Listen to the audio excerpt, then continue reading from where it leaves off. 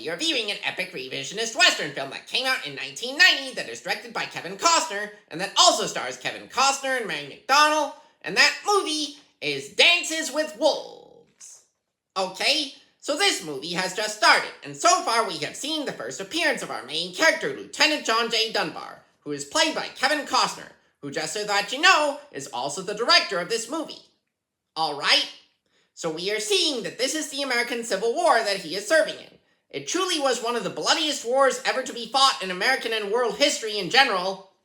John J. Dunbar has more or less recovered from all that bloody carnage that he was part of. In case you're wondering, he was on the side of the Union Army, which had fought and eventually triumphed over the Confederate Army. Now we are seeing that some Native Americans have killed someone with a bow and arrows. I would guess that was because, in those days, there were some Native Americans who were not very happy about their lands being stolen from them. Could that have been the case?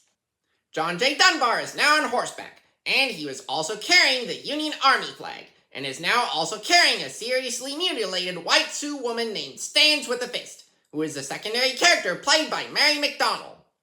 Some Sioux Indians are acting pretty hostile towards John J. Dunbar. In case you want to know what they are Plains Indians, which are Native American peoples that inhabit the Great Plains region of North America.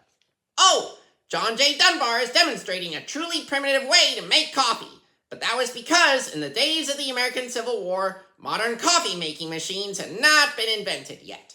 Mr. Dunbar has now come to appreciate and respect the Sioux Indians that he is currently living with. Furthermore, I am so far liking the way that he is chronicling his life with a diary. John J. Dunbar has alerted the Native Americans that he just saw a buffalo herd. My guess is that buffalo are an animal that Native Americans were known to hunt back in those days during the Civil War. Am I right?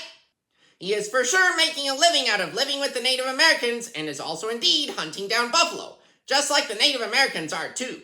Ew! They are now feasting on some of the meat of the buffalo that they hunted down. But that was only because it was a common food back in the 19th century Old West, among both Native Americans and white settlers. Wow, John J. Dunbar is even speaking the language of the Native Americans that he is living among.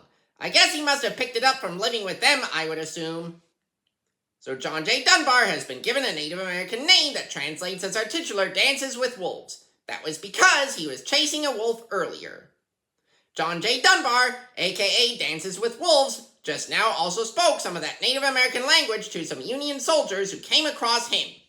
As the end of this movie draws near, John J. Dunbar is hopefully doing alright, even though US troops cannot find him or the Sioux. Overall, Dances with Wolves is a grand and sweeping epic Western adventure with a lengthy runtime of 3 hours that also contains graphic violence.